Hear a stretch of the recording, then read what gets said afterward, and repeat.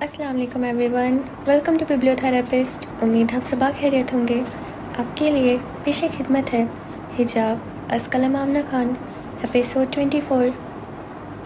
Doctor صاحب زرمینہ کی حالت بہتر ہونے کے بجائے اور خراب ہو رہی ہے۔ ایسا بھی کیا ڈپریشن کہ وہ آج 3 دنوں سے ہوش میں ہی نہیں آ رہی۔ ابراہیم صاحب ڈاکٹر کے کیبن میں بیٹھے پریشانی اور فکر مندی سے ان سے پوچھ رہے تھے، ابراہیم صاحب آپ میرے پاس نہ بھی آتے، میں آپ کو خود بلانے والا تھا۔ بچی کی حالت دن بدن اور خراب ہوتی جا رہی ہے۔ مسئلہ صرف ڈپریشن نہیں ہے، ہمیں اور بھی کچھ شکوک ہے۔ آپ کو پتہ ہے مانسہرہ میں ایسے ذرائع نہیں ہیں کہ ہم اس چیز کا ٹیسٹ کر سکیں جس کا ہمیں شک ہے۔ کیا مطلب ہے ڈاکٹر صاحب؟ کیا شک ہے آپ کو؟ کیا ہوا ہے میری بیٹی کو؟ ڈاکٹر صاحب کے چہرے کے بدلتے ہوئے تاثر نے اور ان کی باتوں نے سامنے بیٹھے باپ کو مزید اندھیروں کے وادیوں میں دھکیل دیا تھا۔ ابراہیم صاحب، میں ایک ڈاکٹر ہونے کے ناطے آپ سے کچھ بھی نہیں چھپانا چاہتا، مگر میں صرف شک کی بنیاد پہ اتنی بڑی بات بھی نہیں کر سکتا۔ میں آپ کو یہی مشورہ دوں گا، آپ بچی کو ایبٹ آباد لے جائیں، وہاں آپ کو اصل بیماری کا پتہ چل جائے گا۔ اگر وہاں بھی نہیں ہوا تو پنڈی یا پشاور لے جائیے گا۔ مگر ڈاکٹر صاحب زرمینہ گل کو ہوا کیا ہے؟ انہوں نے کانپتے ہوئے ہاتھوں کے ساتھ پوچھا، سفید ہوتے ہوئے ہونٹوں سے پوچھا۔ دیکھیں ابراہیم صاحب، میں شک کی بنیاد پہ کچھ بھی نہیں کہہ سکتا، بس میں یہی کہوں گا آپ کل کے بجائے بچی کو آج ہی ایبٹ آباد لے جائیں۔ جی ڈاکٹر صاحب، میں ابھی ہی اس کو لے کے جاتا ہوں۔ وہ وہاں سے اٹھے، لڑکھڑاتی ٹانگوں کے ساتھ دیوار کو ہاتھ لگاتے ہوئے اس کمرے سے نکلے جہاں ان کا دم گھٹنے لگا تھا۔ ان کو لگا ان کے دل پہ کسی نے ایک بھاری سیل رکھ دی ہے، ایک بھاری پتھر رکھ دیا ہے۔ بابا جان کیا ہوا ہے آپ کو؟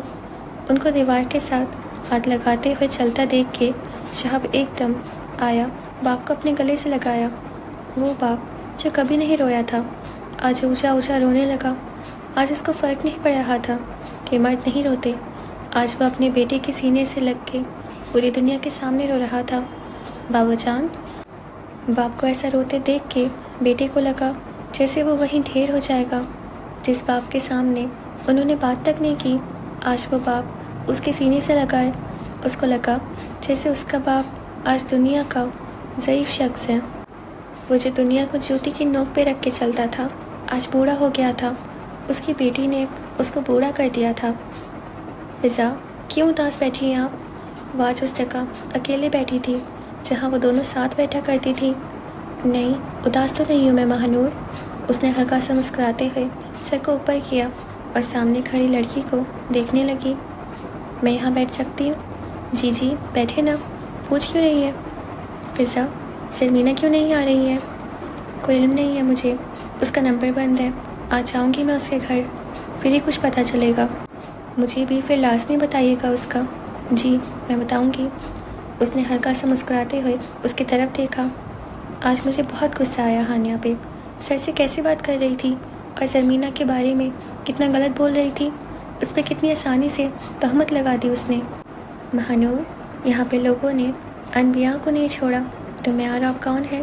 جہاں حضرت عائشہ صدیقہ رضی اللہ تعالیٰ عنہا کو نہیں چھوڑا گیا تو ہم کون ہیں؟ زرمینہ کون ہے؟ جہاں اماں جان کے کردار پہ لوگوں نے تہمت لگائی، وہاں لوگ کسی دوسرے کو کہاں چھوڑتے ہیں؟ بس ان لوگوں کے لیے ایک ہی جواب ہے، صبر۔ آپ صبر کرو اور پھر اوپر والے کا انصاف دیکھو۔ جب اس کی بے آواز لاٹھی پڑتی ہے نا، تب سانس لینے کی بھی فرصت نہیں ملتی۔ جو لوگ کسی کی بہن بیٹی پہ نازیبا الفاظ استعمال کرتے ہیں نا، در حقیقت وہ الفاظ وہ اپنی بیٹی کو وجدان میں دیتے ہیں۔ جب کسی دوسرے کی بیٹی روتی ہے نا، اپنے لیے خدا سے انصاف مانگتی ہے، تب خدا خود انصاف کرتا ہے۔ اس انسان کا کیا ہوا؟ ایک ایک عمل اس کے اپنے اوپر آتا ہے۔ اللہ اپنے ساتھ کی گئی زیادتی تو معاف کر لیتا ہے، نہیں کرتا تو کسی مظلوم کے ساتھ کی گئی زیادتی نہیں معاف کرتا۔ آپ ٹھیک کہتی ہیں فضا، جو لوگ بغیر کسی کو جانے اس کو سمجھے جب اس پہ اس کے کردار پہ بات کرتے ہیں، وہ گھاٹے کا سودا کرتے ہیں۔ بعض اوقات کسی کی چھوٹی سی آہ بھی آسمان کا سینہ چیر کے عرش تک جاتی ہے۔ لوگوں کو لگتا ہے خدا معاف کر دے گا، ان کو تو پتہ بھی نہیں ہوتا وہ کیا بول رہے ہیں۔ بالکل ٹھیک کہتی ہیں آپ مہانور، صبر سے بڑا کوئی انتقام نہیں ہوتا۔ خدا بہت بڑا ہے، بہت رحیم ہے، وہ معاف کرتا ہے، مگر جب اس کے کسی بندے پہ ناحق کیا جائے، اس کو لوگوں میں رسوا کیا جائے، تب وہ اپنا جلال دکھاتا ہے، تب وہ زمین کے فرعونوں کو بتاتا ہے میں ہوں انصاف کرنے کے لیے، میں کھڑا ہوں اس کے ساتھ۔ جو چپ ہے، جو صبر کر رہا ہے، پھر پتہ ہے کیا شروع ہوتا ہے؟ مکافت عمل، جو ہم جیسے بدبخت کبھی نہیں سمجھتے۔ اور پتہ ہے مہانور، جو لوگ کسی کو بغیر جانے دوسرے بندے کے ناحق عمل کا ساتھ دیتے ہیں نا، تو کم ان کے ساتھ بھی نہیں ہوتا۔ کسی کا دل دکھانے والا ایک بھی الفاظ آپ کو کبھی سکون سے جینے نہیں دیتا، کبھی آپ کو خوش نہیں رکھتا۔ تبھی کہتے ہیں ہر معاملے میں نہیں بولنا چاہیے جہاں آپ کو سچ اور جھوٹ کا پتہ نہ ہو۔ بے شک عنقریب خدا اپنا انصاف کرے گا، وہ انصاف کرنے والا بڑا مہربان ہے۔ کیا ہوا ہے زری کو؟ کیا کہا ہے ڈاکٹر نے؟ بیٹی کی حالت دیکھ کے وہ سمجھ تو گئی تھی مسئلہ یقیناً کچھ بڑا ہی ہے، ورنہ ان کا بیٹا ایسا ہو جائے یہ تو کبھی انہوں نے خواب میں بھی نہیں سوچا تھا۔ دادی اماں، ڈاکٹر نے کہا ہے زری کو ایبٹ آباد لے جائیں۔ آج پہلی بار ایسا ہوا تھا، انہوں نے اپنی ماں کی بات کا جواب نہیں دیا تھا۔ وہ گردن جھکائے زمین کو ہی دیکھتے رہے، ان کو پتہ ہی نہیں تھا کون ان سے بات کر رہا ہے، کون ان کے پاس بیٹھا ہے۔ بیٹے نے باپ کی خاموشی دیکھی تو فوراً سے دادی اماں کو جواب دیا، کیا ایبٹ آباد؟ مگر وہاں کیوں؟ اب کی بار دادی اماں کی جگہ امی بولی تھی، جیسے ان کا دل باہر آنے والا ہو، کسی نے ان کے دل پہ ضرب لگائے ہوں۔ امی، ڈاکٹر نے کہا ہے اگر وہاں بھی علاج نہ ہوا تو پھر پنڈی جانا پڑے گا۔ مطلب میری بیٹی بہت بیمار ہے۔ انہوں نے ایک نظر اپنی بیٹی کو دیکھا جو آنکھیں بند کیے لیٹی تھی، جس کو دیکھ کے اندازہ نہیں لگایا جا سکتا تھا وہ زندہ ہے یا مر گئی ہے۔ اس کی سفید رنگت بتاتی تھی یہ جو لڑکی لیٹی ہے اس میں خون کا ایک قطرہ بھی باقی نہیں بچا۔ وہ بہتے اشکوں کے ساتھ بیٹی کے پاس گئی، اس کا ماتھا چوما، اس کے بال پیچھے کیے، دوپٹہ آگے کیا جو سر سے تھوڑا سا پیچھے ہو گیا تھا۔ وہ لیٹی ہوئی بھی باپردہ تھی، پاک تھی، اس کا ایک بال بھی کسی نامحرم نے نہیں دیکھا تھا۔ اس کی بے ہوشی میں بھی اس کی ماں نے اس کے سر سے دوپٹہ نہیں اترنے دیا تھا۔ وہ ایسے ہی دوپٹہ لیے لیٹی تھی کہ اس کا ایک بال بھی کوئی نہ دیکھے۔ سرمینا، ٹھیک ہو جاؤ نا، دیکھو سب پریشان ہیں، تمہارے بابا جان کتنے پریشان ہوتے ہیں تمہارے لیے، کب آنکھیں کھولو گی تم؟ انہوں نے روتے ہوئے اس کا ہاتھ پکڑا، جس ہاتھ پہ جگہ جگہ کلولے کی سوئیوں کے نشان بنے تھے، جیسے کسی نے اس کے ہاتھ پہ جگہ جگہ سوئیاں چبھوئی ہوں۔ انہوں نے اس ہاتھ کو اپنے منہ کے ساتھ لگایا، پھر اپنے لبوں کے پاس لے گئی اور اونچا اونچا رونے لگی، جیسے ان کی بیٹی مر گئی ہو اور انہیں اچانک اطلاع ملی ہو۔ رقیہ، میری بچی حوصلہ رکھو۔ دادی اماں بینچ سے اٹھ کے ان کے پاس گئیں، ان کو اپنے دل سے لگایا، اپنی پوتی پہ ایک نظر ڈالی اور آنکھیں بند کر لی۔ ان کو لگا اگر وہ دوسری نظر ڈالیں گی تو یہیں نیچے گر جائیں گی۔ اماں، آپ دعا کریں نا ہماری زمینہ ٹھیک ہو جائے۔ رقیہ بیگم نے روتے روتے ان کو دیکھا جو خاموش آنسو بہا رہی تھی، اپنی پوتی کو دیکھ رہی تھی۔ زرمینہ گل، اللہ تمہیں تمہاری دادی کی عمر لگائے، میں مر جاؤں تمہاری جگہ، تم ٹھیک ہو جاؤ زرمینہ، میرے ابراہیم کے لیے ٹھیک ہو جاؤ۔ انہوں نے ایک نظر اس کو دیکھا، پھر اپنے بیٹے کو دیکھا جو گردن جھکائے کسی روگی کی طرح بیٹھے تھے۔ ان کو لگا ان کا کلیجہ پھٹ جائے گا۔ وہ روتے ہوئے اپنی پوتی سے باتیں کرنے لگی جو شاید کچھ نہیں سن رہی تھی، کچھ نہیں سمجھ رہی تھی۔ بابا جان، ایمبولینس کھڑی ہے، ہمیں نکلنا ہوگا۔ سلطان بھاگتا ہوا آیا اور باپ کو بتانے لگا، اس باپ کو جو دنیا سے بالکل بے نیاز بیٹھا تھا۔ لالا گل، اس نے باپ کے بعد بھائی کو دیکھا جو باپ کے بالکل ساتھ بیٹھا تھا، باپ کی ڈھال بنا ہوا تھا۔ ٹھیک ہے سلطان، آؤ زرمینہ کو اٹھا کے اسٹریچر پہ ڈالتے ہیں۔ جی لالا گل۔ وہ دونوں بہن کے پاس گئے جو بالکل بے جان لیٹی تھی۔ دونوں نے ایک نظر اپنی بہن کو دیکھا، اپنی نم ہوتی آنکھیں صاف کی۔ وہ دو بھائیوں کی اکلوتی بہن تھی۔ شہاب اس کے سر والی طرف گیا، اس کا ماتھا چوما۔ زرمینہ، تمہیں کچھ نہیں ہوگا، تمہارا بھائی تمہیں کچھ نہیں ہونے دے گا۔ اس نے کانپتے ہاتھوں سے بہن کو اوپر کیا اور سلطان کو دیکھا جو ایک سکتے کی حالت میں کھڑا بہن کو دیکھ رہا تھا، جیسے بہن کا وہ زیادہ بیمار ہو، جیسے بہن سے زیادہ اس کو تکلیف ہو، اس کو درد ہو۔ سلطان شہاب نے ایک نظر اس کو دیکھا، بہن کو وہیں چھوڑا اور بھائی کے پاس گیا جو اس کے پیروں والی طرف سکتے میں کھڑا تھا۔ تو کیوں پریشان ہوتا ہے؟ ہاں، ہماری گڑیا ٹھیک ہو جائے گی یار۔ اس نے بھائی کے کندھے پہ ہاتھ رکھا۔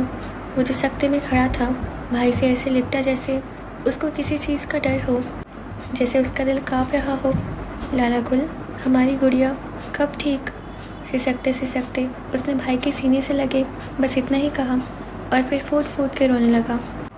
ٹھیک ہو جائے گی، میں دنیا اوپر نیچے کر دوں گا، اس کو ٹھیک کروں گا، یہ ٹھیک ہوگی۔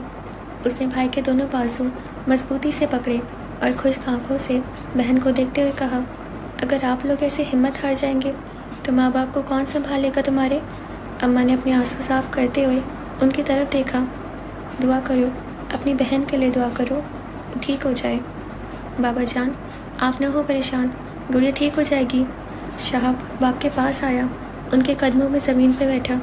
جو باپ کب سے دنیا سے بے خبر تھا، بیٹے کی اس بات پہ اس نے اوپر دیکھا۔ ہاں، میری گڑیا ٹھیک ہو جائے گی، اٹھاؤ بہن کو اور چلو۔ نہ جانے ان کو اتنی ہمت، اتنا حوصلہ کیسے ملا تھا۔ وہ کھڑے ہوئے، سلطان کے کندھے پہ ہاتھ رکھا۔ تمہارا باپ زندہ ہے ابھی، تم لوگوں کی موت کو اپنے سر لینے کے لیے۔ ایک حوصلے سے انہوں نے بیٹے کی طرف دیکھا۔ وہ بیٹا جو کبھی باپ کے سامنے بیٹھا بھی نہیں تھا، باپ کے گلے لگا اور رونے لگا۔ اب نہیں رونا سلطان، اب کوئی نہ روئے، ہاں میری بیٹی ٹھیک ہو جائے گی، بالکل ٹھیک۔ انہوں نے سب کی طرف ایک نظر دیکھا اور اپنا فیصلہ سنایا۔ کہاں ہو میری دل کی ملکہ کہ وجدان کا جینا محال ہے تمہیں دیکھے بغیر۔ تمہیں پتہ ہے ملکہ، مجھے لگتا ہے میں فقط تمہارے لیے زندہ ہوں۔ میرے جیسے بندے کا اس دنیا میں کیا کام ہے؟ نہ جانے تم کہاں ہو، میں کدھر ڈھونڈوں تمہیں؟ ملکہ، بتا کے جاتی تو وجدان کو تمہاری واپسی کی آس ہوتی، مگر تم تو بتائے بغیر چلی گئی۔ بتا دیتی ملکہ کہ وجدان کا جینا اور مرنا اتنا مشکل نہ ہوتا۔ وہ کھلے آسمان کے نیچے کھڑا چاند کی روشنی میں اس کو دیکھتے ہوئے باتیں کرنے لگا۔ یہ تو اس کا روز کا معمول تھا، وہ روز اس کا دیدار چاند کو دیکھ کے کرتا تھا۔ یہ کیسا درد جانے، مجھے ایسا لگتا ہے کہیں بہت غلط ہو رہا ہے۔ ایسی بے چینی تو کبھی پہلے نہیں ہوئی مجھے۔ تم کہاں ہو ملکہ؟ پہلے بھی تو اتنے دن تمہیں نہیں دیکھا تھا، تب تو ایسا درد نہیں ہوا۔ نہ جانے کیوں کچھ دنوں سے میرا درد بڑھتا جا رہا ہے، میرے اندر کچھ عجیب سی تکلیف ہو رہی ہے۔ کیا ہے یہ؟ یا اللہ رحم کر مجھ پہ، جانتا ہوں بہت گنہگار ہوں میں، جانتا ہوں اس کو مانگنے کے قابل نہیں ہوں، میں جانتا ہوں، مگر تو دینے والا ہے، مجھے عطا کر۔ اس کی نظر اب چاند سے ہٹی، وہ آسمان کو دیکھنے لگا جو ستاروں کے جھرمٹ میں کچھ زیادہ ہی پرکشش لگ رہا تھا۔ آسمان کو دیکھا کہ وہ اللہ سے مخاطب ہوا، اللہ سے مانگنے لگا۔ بالکنی میں کھڑے کھڑے اس نے آنکھیں بند کی، اس کا عکس اس کی آنکھوں میں آیا۔ وہ آنکھیں جن پہ وہ مر مٹا تھا، آج ان میں کچھ درد تھا، جیسے تکلیف کے باعث کھول نہ پا رہی ہو۔ اس نے فوراً آنکھیں کھولی، ادھر ادھر دیکھا، اپنے دل پہ ہاتھ رکھا جو زور زور سے دھڑک رہا تھا، جیسے ابھی باہر آ جائے گا۔ کیا ہوا ہے تمہیں ملکہ؟ اس نے کانپتے ہونٹوں کے ساتھ چاند کی طرف دیکھ کے پوچھا، جیسے اس کا دل بری خبر کا الہام دے رہا ہو، جیسے اس کے ساتھ بہت غلط ہونے والا ہو۔ چاند کو دیکھتے ہی وہ گہری گہری سانس لینے لگا۔ اپنے ہاتھ گھٹنوں پہ رکھ کے وہ جھک کے کھڑا ہوا، آنکھیں بند کی، آنکھوں سے پانی نکل کے فرش پہ گرنے لگا۔ اے ملکہ، کہاں ہو تم؟ وہ اوپر ہوا، آنکھوں کی نمی کو صاف کیا اور چاند کو دیکھ کے پھر سے بولنے لگا۔ کبھی اس نگر تجھے ڈھونڈنا، کبھی اس نگر تجھے ڈھونڈنا، کبھی رات بھر تجھے سوچنا، کبھی رات بھر تجھے ڈھونڈنا، مجھے جا بجا تیری جستجو، تجھے ڈھونڈتا ہوں میں کو بکو، کہاں کھل سکا تیرے روبرو، میرا اس قدر تجھے ڈھونڈنا، میرا خواب تھا کہ خیال تھا، وہ روز تھا یہ سوال تھا، کبھی عرش پر تجھے ڈھونڈنا، کبھی فرش پر تجھے ڈھونڈنا، یا ہر کسی سے ہی بیر ہے، تیرا شہر کا دیا غیر ہے، یہاں سہل بھی تو نہیں، کوئی میرے بے خبر تجھے ڈھونڈنا، تیری یاد آئی تو رو دیا، تجھے مل دیا تجھے کھو دیا، میرے سلسلے بھی عجیب ہیں، تجھے چھوڑ کر تجھے ڈھونڈنا، یہ میری نظر کا کمال ہے۔ کہ تیری نظر کا جمال ہے، تجھے شیر شیر میں سوچنا، سریعان در تجھے ڈھونڈنا۔ بابا جان 1 منٹ، وہ ایمبولینس میں اسٹریچر اندر لے جانے ہی لگے تھے کہ سلطان ایک دم رک گیا۔ انہوں نے بہن کا اسٹریچر بھی کسی غیر مرد کو پکڑنے نہیں دیا تھا۔ سر کی طرف سے ایک بھائی نے پکڑا تھا اور پیروں کی طرف سے دوسرے بھائی نے۔ اس کے اوپر ایسے چادر ڈالی تھی کہ اس پہ کسی کی نظر نہ پڑے۔ کیا بات ہے سلطان؟ ابراہیم صاحب نے اس کے روکتے ہی اس سے پوچھا۔ بابا جان، جانے سے پہلے زرمینہ کا صدقہ دینا ہے۔ اس نے خشک ہوتی آنکھوں سے باپ کو دیکھا اور آرام سے کہا، اس وقت کیا صدقہ کرنا ہے سلطان تم نے؟ شہاب نے اسٹریچر کو اپنے ہاتھوں میں پکڑتے ہوئے کہا، بھائی 1 منٹ۔ اس نے شہاب کی طرف دیکھا اور پھر ادھر ادھر دیکھنے لگا جیسے وہ کسی کو ڈھونڈ رہا ہو، کسی کا منتظر ہو۔ ادھر آئیں، ادھر میں نے آپ کو بلایا تھا۔ اس نے دور سے آتے ہوئے ایک شخص کو دیکھا اور وہیں سے زور کی آواز دی جو اس کی آواز پہ بکرا لیے اس کی طرف آیا۔ بابا جان، زرمینہ کا صدقہ اتارے۔ اس نے ہلکا سا مسکراتے ہوئے باپ کی طرف دیکھا جو آنکھوں میں نمی لیے اپنے بیٹے کو دیکھ رہا تھا۔ لالا گل، اس نے بھائی کی طرف دیکھا جو اس کا اشارہ سمجھ گیا تھا۔ وہ تھوڑا سا پیچھے ہوا، اتنا پیچھے کہ دونوں بھائی بہن کو اٹھائیں ایک خالی جگہ پہ گئے۔ باپ نے بکرے کی رسی ہاتھ میں پکڑی اور بیٹی کے گرد چکر لگانے لگے۔ میری زرمینہ، تمہارا باپ تم پہ صدقے۔ پہلا چکر لگاتے ہی انہوں نے اپنی بیٹی کو دیکھا جو دونوں بھائیوں کے ہاتھوں میں ایک زندہ لاش بنے اسٹریچر پہ پڑی تھی۔ زرمینہ گل، اٹھ جاؤ، اپنے بابا جان کی خاطر اٹھ جاؤ۔ دوسرا چکر مکمل ہوا۔ زرمینہ گل، تمہارے بابا جان بوڑھے ہو گئے ہیں، وہ تمہارا دکھ نہیں دیکھ سکتے، میری بیٹی اٹھ جاؤ۔ تیسرا چکر مکمل کرتے ہی ان کی آنکھوں سے آنسو کا سیلاب گرنے لگا۔ آج ابراہیم خان سواتی دہاڑے مار کے رونے لگا۔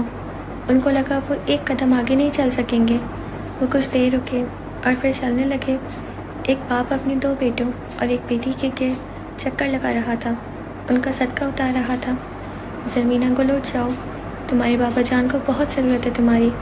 چوتھا چکر مکمل کرتے ہی وہ وہیں رکے، گہری گہری سانسیں لی اور پھر چلنے لگے۔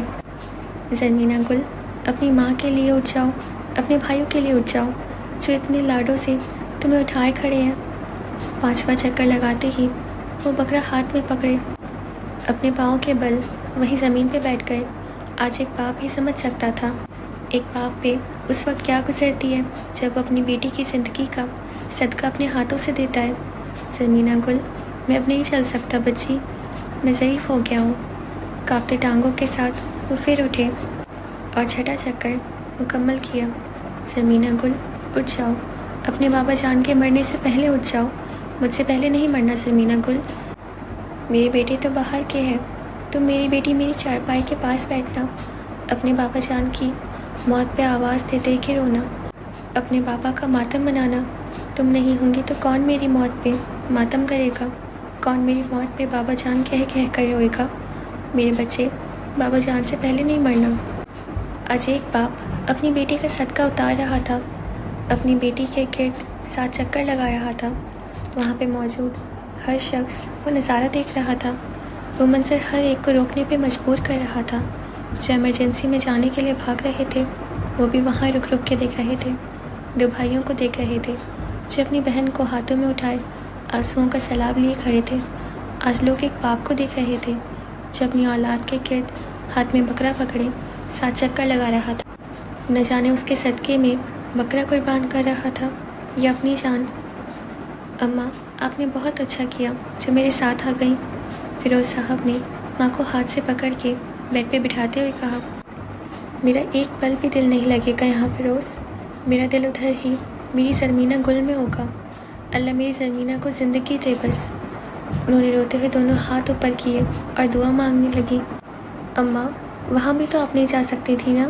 ابراہیم بیچارہ خود کو ہی نہیں سنبھال سکتا، وہاں سفر میں آپ کو کیسے سنبھالتا؟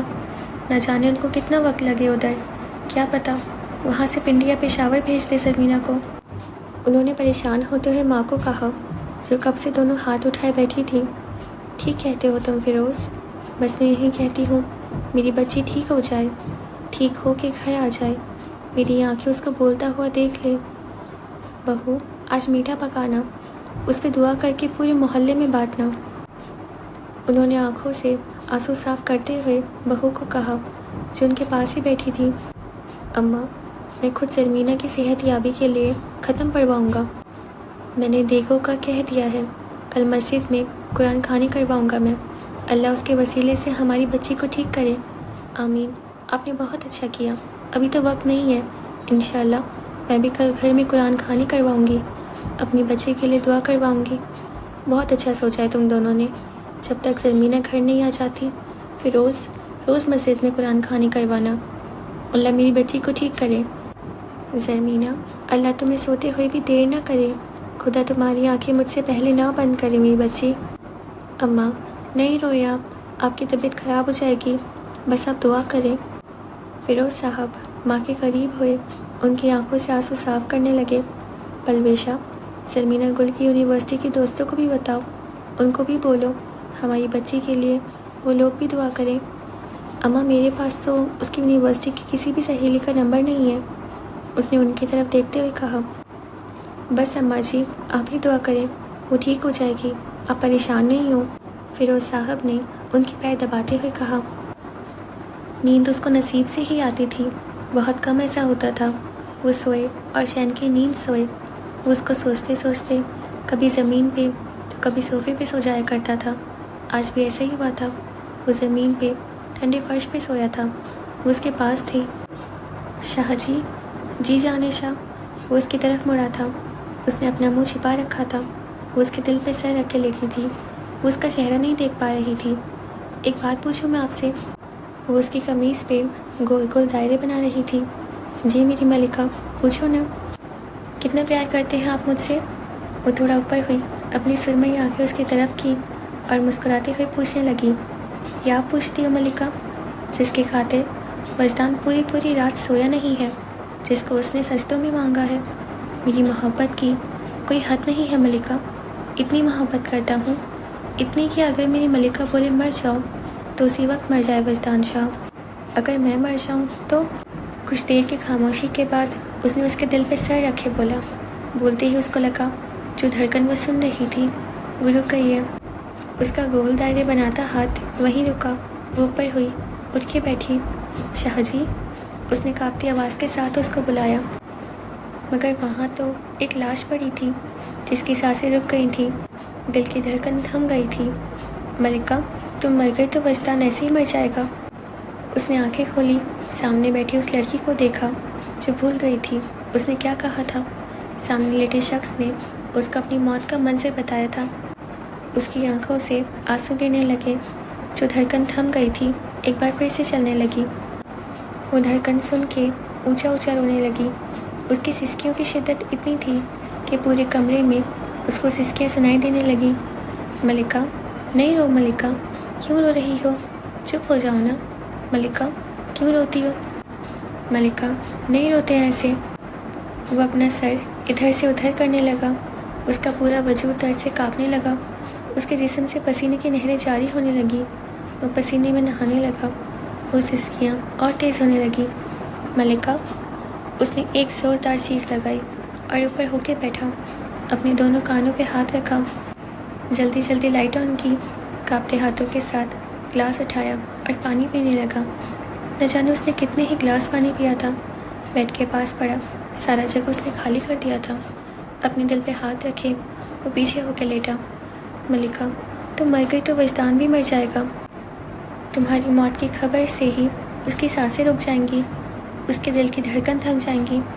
ملکہ وجدان کی سانسوں کے لیے جینا، اس نے کانپتے ہونٹوں کے ساتھ کہا، پھر کمرہ دیکھنے لگا جہاں اس کے سوا کوئی اور موجود نہیں تھا، صرف وہی تھا اور اس کے خواب۔ اوکے جی، تو ہمارا ایپیسوڈ یہیں پہ ختم ہوتا ہے، اور آپ کو اب تک کیسا لگ رہا ہے مجھے ضرور بتائیے گا۔ اور زرمینہ کی طبیعت تو کچھ زیادہ ہی خراب ہو گئی، مجھے نہیں لگا تھا کہ اتنا زیادہ دکھائیں گے، مجھے لگا تھا کہ وہ آج کے ایپیسوڈ میں تو شاید اٹھ ہی جائے گی، بٹ اس کی طبیعت تو اور خراب ہو گئی۔ اور آپ کو کیا لگتا ہے کہ کیا ہوگا؟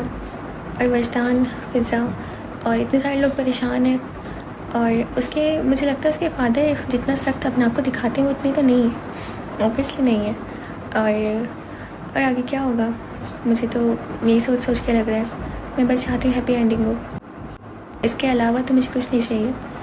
چلیے دیکھتے ہیں کہ کیا ہوگا، اور آپ پلیز ہمارے چینل کو سبسکرائب کر دیجیے اور ہمارے انسٹا اکاؤنٹ کو فالو کر لیجیے۔ اب ہم آپ سے کل ملیں گے، آپ اپنا خیال رکھیے گا۔ خدا حافظ۔